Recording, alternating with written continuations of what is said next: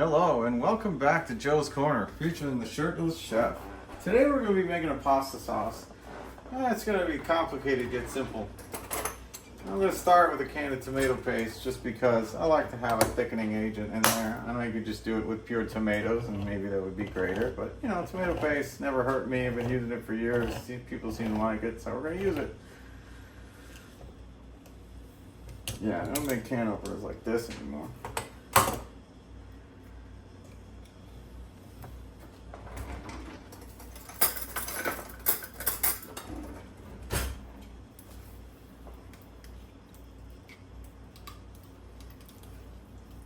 Get all that in the pot.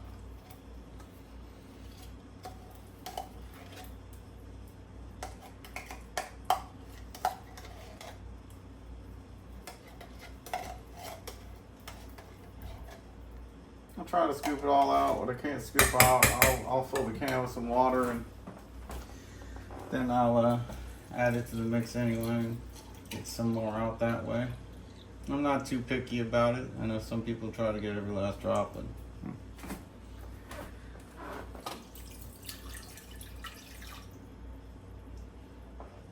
it's good enough. Got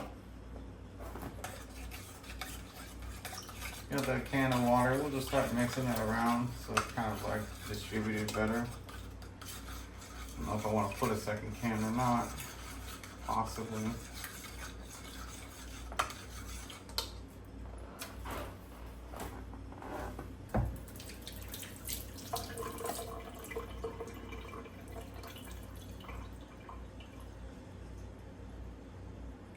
Don't want it to be too runny, that's all. But there'll be a lot of ingredients going into this. Maybe we'll put half the can. The whole can, forget it. Can wasn't filled to the top anyway.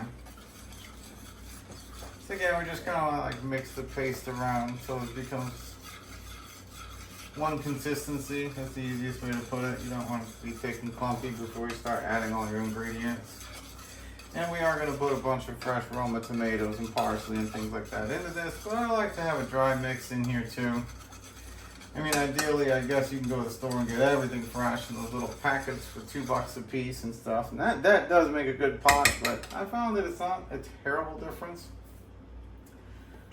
I salt everything fairly well, especially when it comes to tomato. And salt's good for you. We're going to put some basil in there, and again, I don't really measure stuff. I just follow my nose, and you'll see that I put like a covering over the entire pot. So the entire pot has a covering, and that's what I'm going to do with all the ingredients, just so you can see. There you go. We're going to do that with just about everything.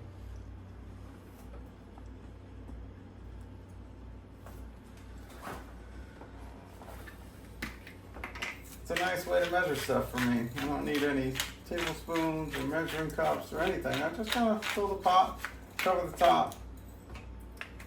I do that with just about everything. If you want, you can mix it in between so you don't get confused of which spices are actually covering the top.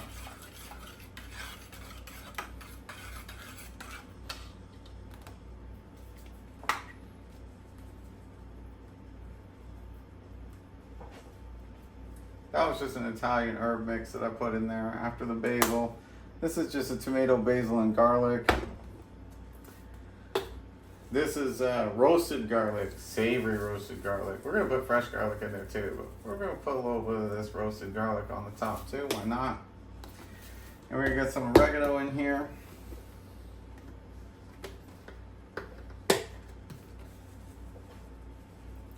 Oregano is so essential to like pizza sauces and pasta sauces. I use oregano in a lot of different things, to be honest. And because it's pasta sauce, I like to use some thyme. I maybe do a little bit less thyme. It has a particular flavor that not goes great with pasta, some Italian stuff, and it's a familiar flavor, but it can be a powerful flavor, so we don't put quite as much thyme in there. Maybe cover half the surface of the pot. So then we got a base. I mean, this would be a great pizza sauce, to be honest. So now we have sort of a base there. just to make it nice and thick and make sure it's plentiful for everyone.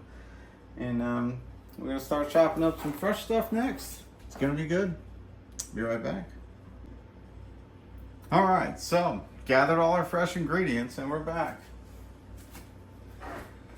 Oh man, this is gonna be good. So we got a bunch of tomatoes, bell peppers here, cherry tomatoes, some yellow onions, a nice big fat clove of garlic, and some fresh Italian flat leaf parsley. Just gonna put some of this in this bowl so we can get moving. Oh, look at all this fresh stuff. It's gonna be great. I kind of like to chop the tomatoes last because a lot of times, like when you're making something different, the tomatoes will get the cutting board all juicy. But this is all going into a sauce, so it probably won't matter as much. But I'm going to start with the bell peppers. And again, good quality knife, go a long way, lasts you the rest of your life.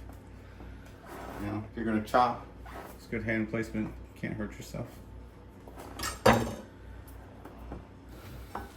Also, you want a good grip on your knife.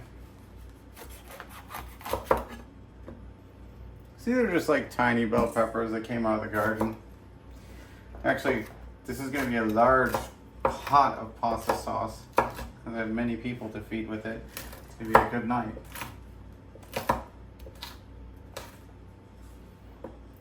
I pretty much just dice the bell peppers up.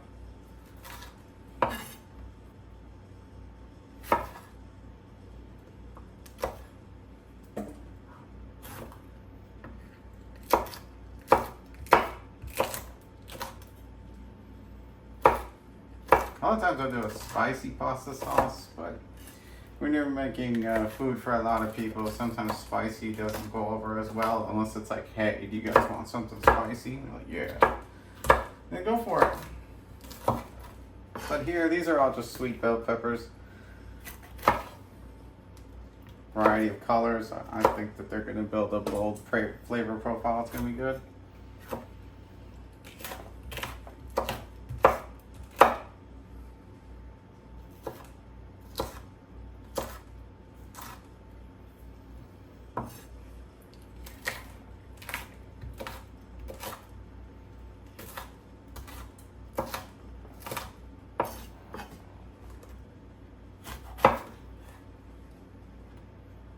Wow, these smell delicious. I bet they're going to taste even better. So obviously if you're cooking for like yourself or just you and your wife or some, you know, maybe dinner with two friends, you don't have to use nearly as many bell peppers. Maybe one would probably do it. Maybe two if you want a different kind of like mix the flavors. Like I like mixing red, green, yellow, orange. Depends on what I'm making. Sometimes with the stir fry it's good. Sometimes you just want red. A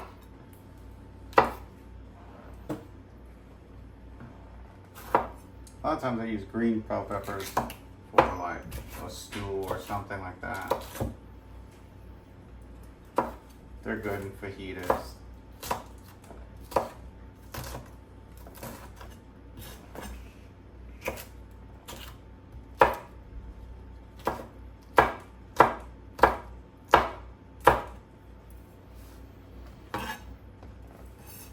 I really just come across an abundance of garden vegetables and they need to be used, so a lot of these first videos are going to be like sauces, stews, just things that I can use them in quickly so they don't go to waste. Stuff can be frozen, dinner parties, that's what I'm aiming at. I'm aiming to feed a lot of people if I can.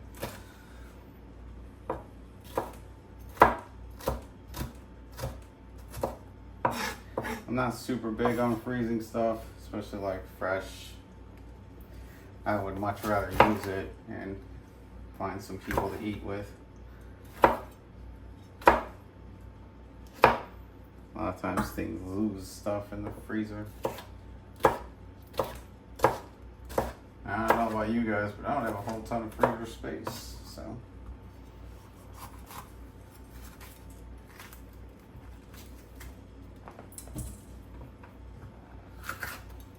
can keep the seeds in the bell pepper if you want to.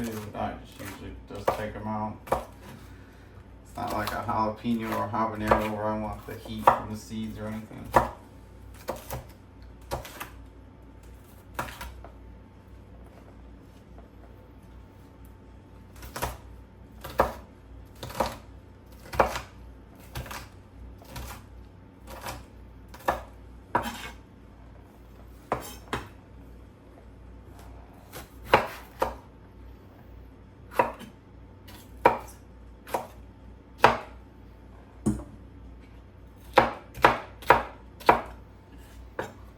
Obviously, you would cut down on your time significantly if you're only doing 1 or 2 bell peppers too. Keep that in mind. This video is going to be a little bit longer because I'm actually making a ton.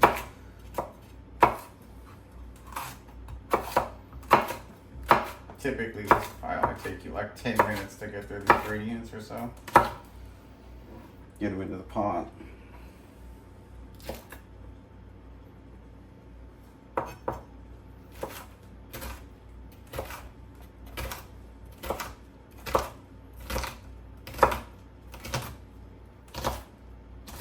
It's gonna have a nice home cooked pasta feel to it.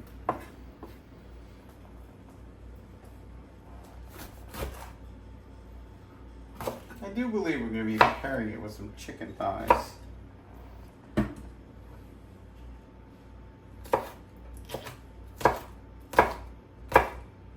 But the people, I think, want to share some of the responsibility with me, so I won't be making the chicken thighs.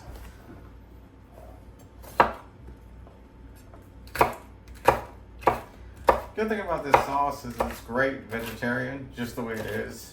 You can make like a chicken thigh or a chicken breast on the side.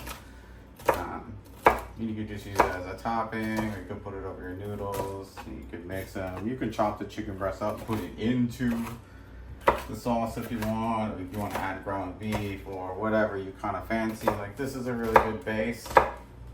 We'll just start there, and if you want to add meats to it, that's fine. If you want to keep it vegetarian and have people let their own meats to it, then it's just, you have so many options with this. And it's just a good starter. It's a good base mechanic for your pasta, always. I mean, you could even go as far as, if you want to make it a vodka sauce, you could put a dash of that, vinegar in there. I could do a video on a vodka sauce, actually. Use some heavy cream, some Tito's.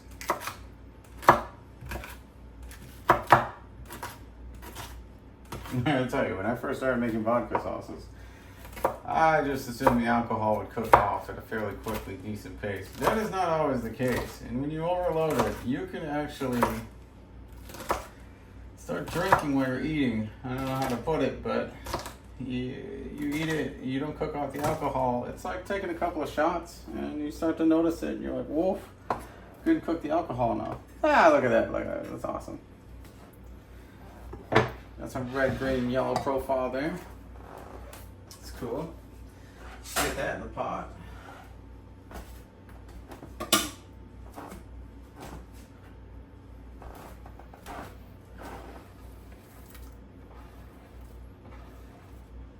This is why I don't add too much water to the pot initially, because there's a lot of ingredients going into this pot. I don't even know if this pot's big enough. If I change pots, I'll change pots. We'll see.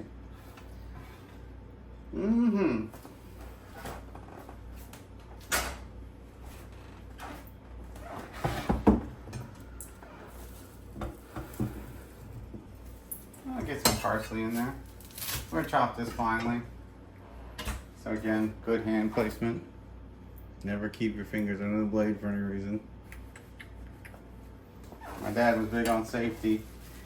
He taught me that at a young age, and I'm yet to lose a finger. Was it 3 or 4 decades later? My methods aren't perfect, but I've been cooking for people for a long time. So far, I haven't had any complaints. Nobody ever gets sick. That's the big plus, right? Like nobody's ever had a problem. You never want that. Nobody lost any fingers.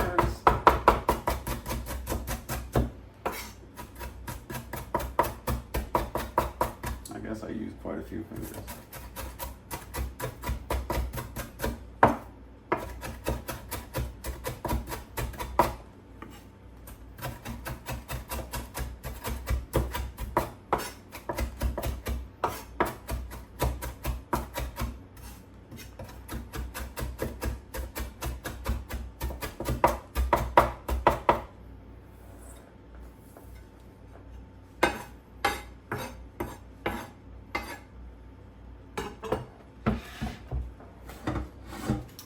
Get all that into the pot.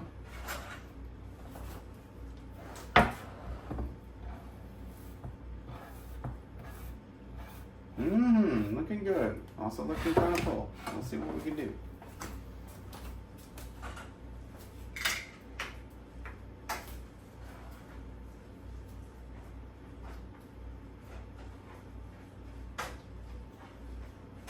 Giving that a stir. I'm thinking I need a bigger pot.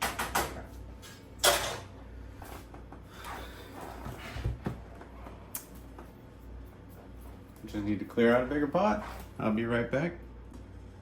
All right, we got a bigger pot. Had to clean it out. Took me a minute, and we're back. I feel like the cherry tomatoes don't really have to be cut too much. I mean, I almost want to throw them in there whole and just let them break down as I stir it. So I might just do that. Bring the bigger pot into the picture.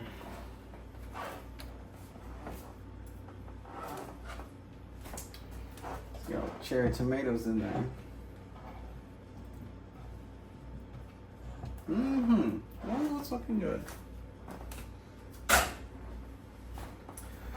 I'll just bring the pot to the board for my purposes. Feel free to put this on low at any time. You can just add to it as you go. You don't have to bring the pot to the board. I just choose to do so.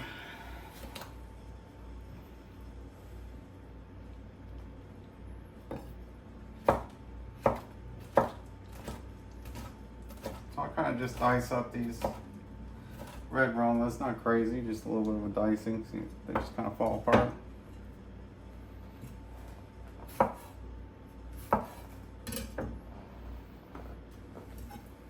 These are really going to give a lot of flavor to this, I think. I know we use a little bit of paste as a base, but it's just because I didn't want it to be watery. It's nice to have a thicker profile. People are used to a thicker pasta sauce. It's got a little bit of ground on it.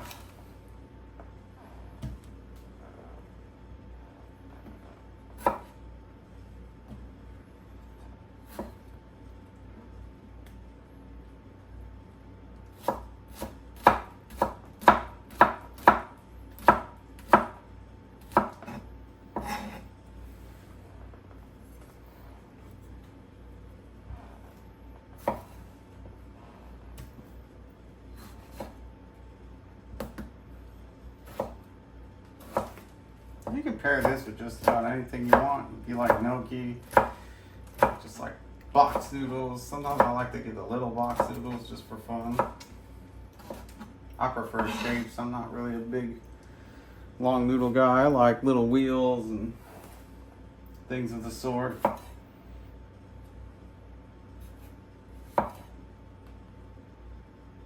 We're gonna pitch this one. See any hint of mold, you're gonna pitch the whole thing. Don't even bother with it. This one's okay.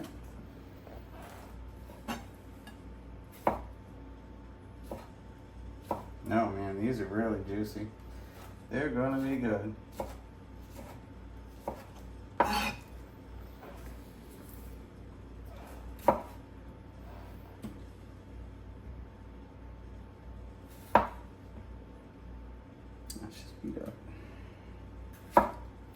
You're looking for mold, you're looking for white fuzzies, you're looking for black, you're looking for any kind of like change inside the fruit or vegetable. kind of weird. I mean, if it's just the ground, it's gonna look kind of dirty and brownish and discolored, but not fuzzy, not white, not straight black.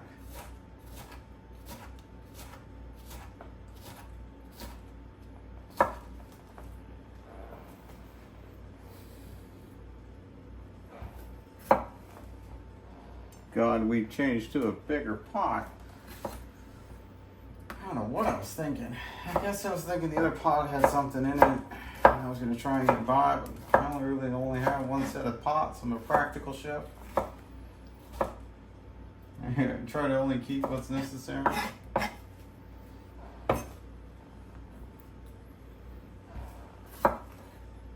why it's Joe's Corner. We really only have a corner's worth of space.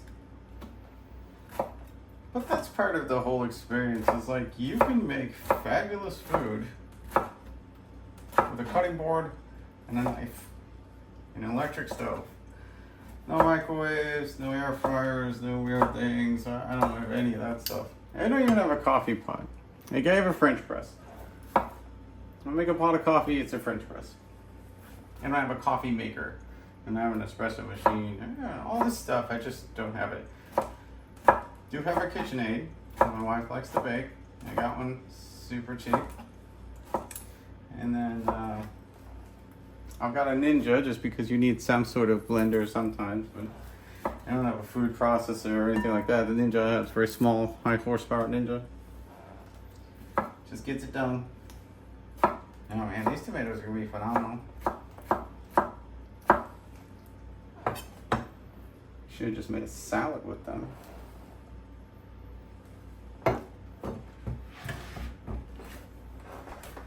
Get these into the pot. Oh my gosh, this is going to be a treat. Oh, the slap of tomatoes hitting the floor. Oh wow, look at that. That's why we don't add water. That is going to be nice and full. Ooh. Mmm.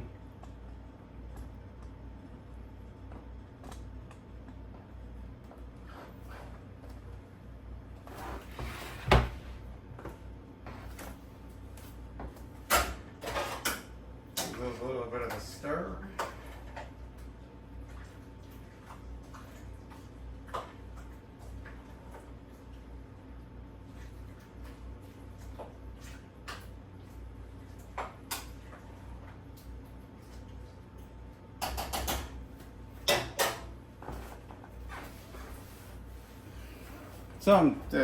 This large amount of tomatoes and stuff is going to take hours to break down in the pot. This is going to be on there for most of the night, maybe. Ah, see, now that's fuzzy mold. We can't have that.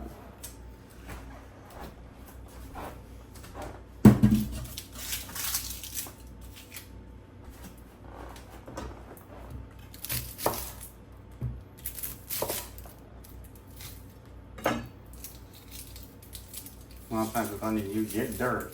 I mean, dirt forms all over the sides, so it's not a big deal. But when you cut into it, you see that dark mold? Anything fuzzy? Nope. Pitch it. Pitch the whole thing. There's no cutting around it. Right? Maybe I can salvage this. Nope. No.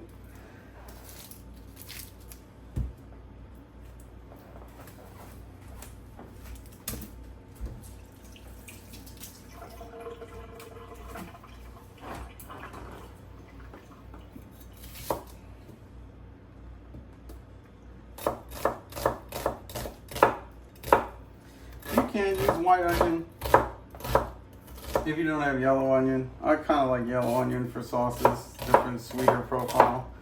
But if you don't have yellow, you can use white. I don't recommend red. I reserve red for other things, mostly salads or like stir fries, things like that. Yellow is great for sauces. I don't put yellow in salads or anything like that either. I tend to just use them for cooking. That's just me personally, but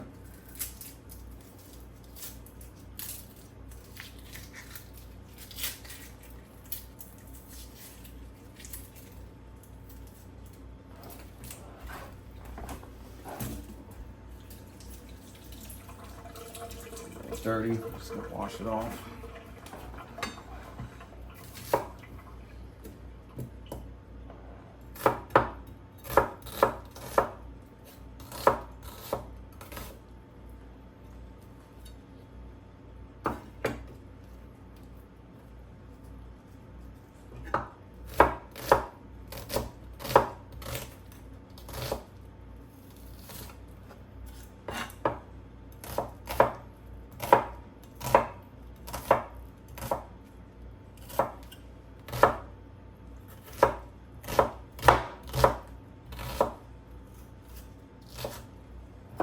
Whew, these onions, they're getting to me.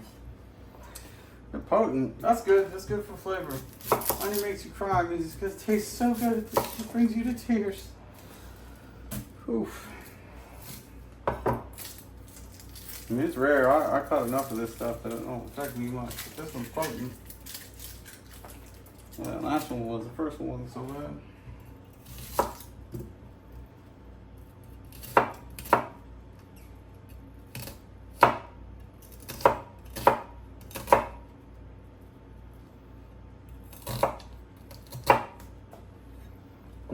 Cutting with your eyes closed, a little bit different than cutting with your eyes open. Here we go.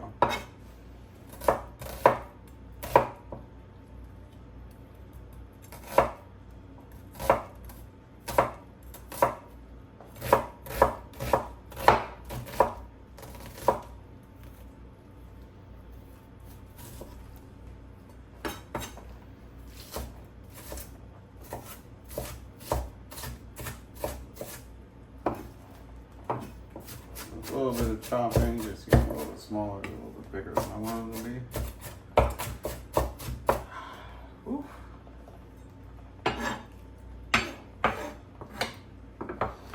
Let's get those into the pot and out of our faces. Oh man. Those were intense. Time to go. All that in the pot.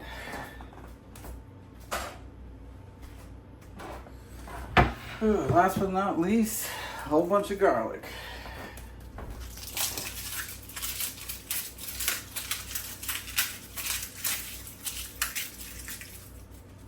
Try to bulk peel my garlic real quick just to get all the, as much as I can off ahead of time. It's nice.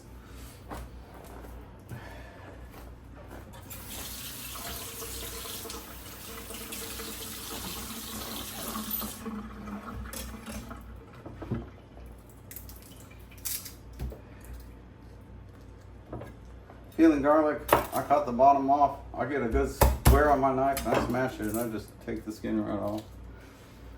So I'm peeling my garlic, it's a good trick. Peeling garlic could be one of the most tedious things ever. This works. The smaller the pieces of garlic you have, the worse this is to do. Obviously big pieces smash easy, so I try to look for the biggest, fullest garlic, but it's not always there. Not always there. Depends on where you go and what's available.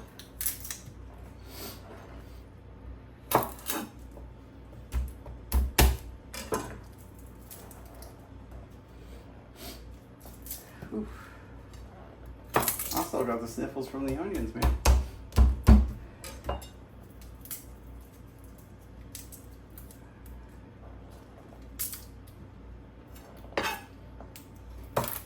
You can use a jar of garlic if you really want to. I think this will taste a whole lot better.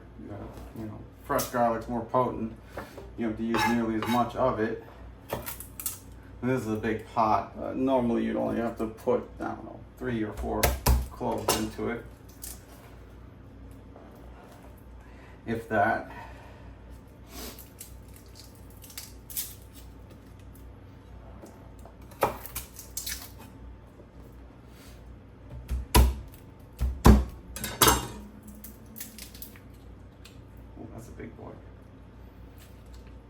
Personally, I really like elephant garlic. If you can get your hands on that, that's great. It's bigger, it's way more potent. You don't have to use nearly as much, maybe just 1 piece.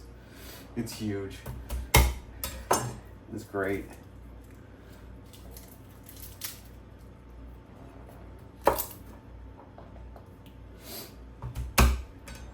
Obviously, fresh garlic takes a lot longer than just scooping it out of a thing too. So if you're pressed for time, I'd say go ahead and do it. But I don't think it tastes nearly as good. It's sitting in water for like ever and just kind of loses some of its flavor.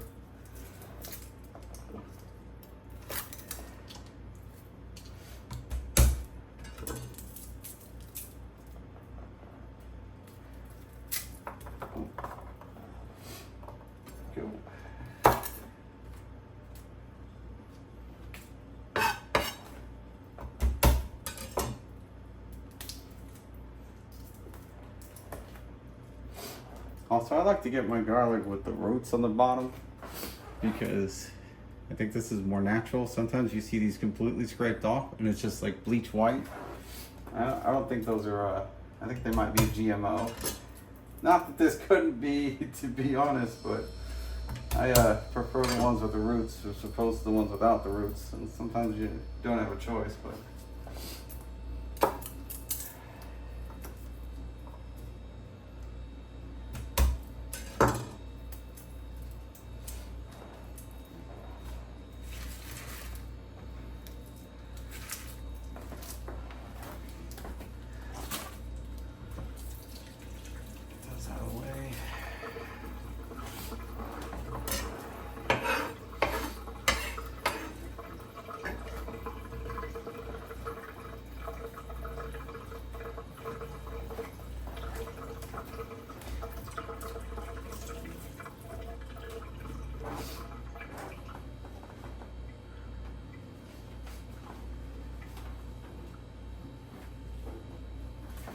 Obviously, I try to do as much of this as real time as possible. I mean, I had to clean a pot and stuff like that, so I stopped the video.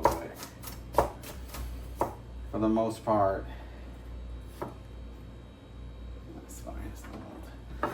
For the most part, I just you know, pull things off the cutting board here and there. You kind of want a realistic like example of how long this takes and how much time and care goes into preparing your food, and then like how much people will really appreciate it in the end. Because, you know, good food does take a little bit of time, and I'm going to try and get to like some 30-minute videos, quick chicken dinners with a side of rice or some. We got farro, we got oats, we got quinoa, we got all kinds of stuff that we can just whip up real quick on the side. Salad. This is a little more lengthy, and this sauce will cook for hours, and you can eat it sooner than that, don't get me wrong, but the longer it cooks, the better all the things in the pot start to break down and melt together and just start to resonate and really start to taste better than you think it does. A lot of times you'll put it in the fridge overnight and pull out the next day too, and just the fact that they sat there with each other all night long over a party, that it's gonna be a party in your mouth.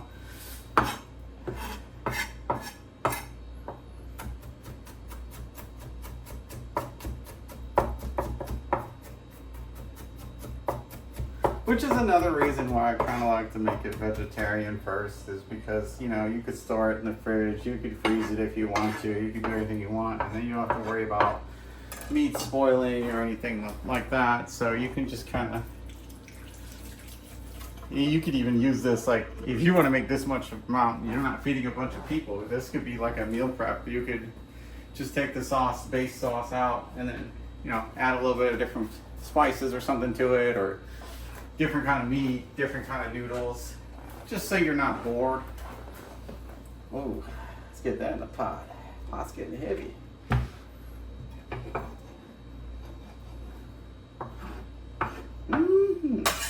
Ooh. All right, now we got everything in the pot.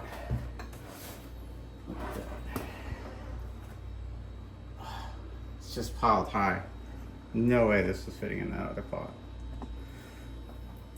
All right, so that's in there. Let's give it a little stir. Get everything going around. It's one of the reasons I like little pots, is because I could just stick my knife in there and stir it. Do not do this with like all that non-stick stuff. You don't want to scratch it. I find a plastic something and oh, it's like popping cherry tomatoes. Ha. Pop, pop, Hot? Oh, that's kind of fun. Okay, I don't recommend playing with a knife too much, but this is a good one. Hot. So, this is going to be a really great base. I might add some more water to it just to give it something to break down with and into. Having too much fun with the cherry tomatoes right now. There's another one. That's cool. Cool. So let's add a little water. I would say, not sure if it needs more salt. I might taste test that later.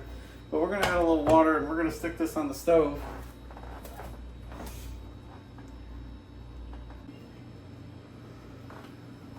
Alrighty, so we've turned our camera around and now we're facing the stove. There's that little French press I was talking about. It makes great coffee. It's a little pain in the butt to clean though.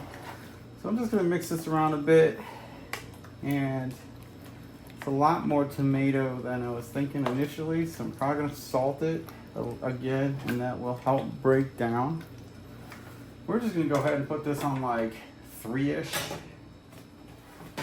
You want it to slow cook over time. You're not looking for it to burn on the bottom. You might want to keep an eye on it every, I don't know, half hour or so. But if you turn it up, you're gonna have to watch it and stir it way more often. Salt will help all that absorb, break down. I use sea salt. I found out table salt has dextrose in it, which is like a sugary compound made from, I don't know, was it corn or something? And just having sugar with your salt all the time is not ideal, not for me. So I had to switch to an iodine supplement to get my iodine. Now I just use sea salt and pink salt, which have a great combination of potassium and magnesium, which is great for your heart. And the studies say Japan has the highest salt content in their food and the lowest rate of heart disease in the world. That's incredible, right?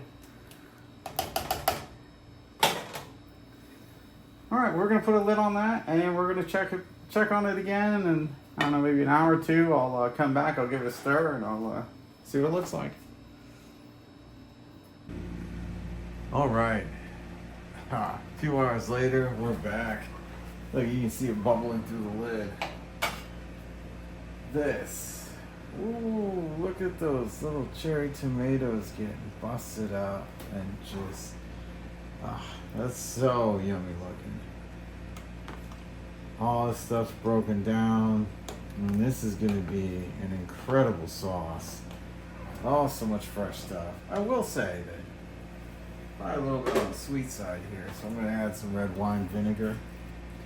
Gonna help finish the breakdown process of everything. It'll add a little bit of tartness to the sauce as well.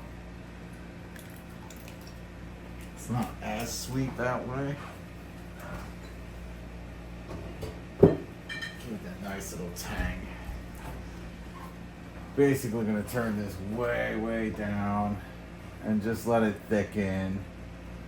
And that's about it. I suppose we can check on it again, but it's just gonna simmer. It's gonna get broken down. It's gonna get really thick, and we can take a look at it again in a little while if you want. So maybe I'll do that. Just want to get some red wine vinegar in there so it makes it nice and tart. Oh, this is gonna be so good. All right, it's been a few hours, and notice that like the level has dropped off a lot. The water is evaporated a little bit on simmer here, and just how thick and chunky and awesome it is now. Oh yeah. Well, anyway, I am bringing this to a dinner party, so I'm not gonna plate it. We don't have any noodles or anything to go with it, but there's the lovely pasta sauce from Garden Fresh Vegetables. I want to thank everybody for hanging out in Joe's Corner today. And, I don't know, I'll see you next time. Shirtless Seth. Bye. All right, so it's been a few hours, and you can see that the water level has dropped off here a lot in the pot, and that it is just super thick and savory Oh, this is gonna be so good. It's very chunky pasta sauce, but it's gonna be delicious. So I want to thank you guys for learning how to do this today, and I hope that you enjoy it as much as I will. And well, we'll see you next time. Thanks for hanging around with Joe's Corner today, and the shirtless chef is signing out.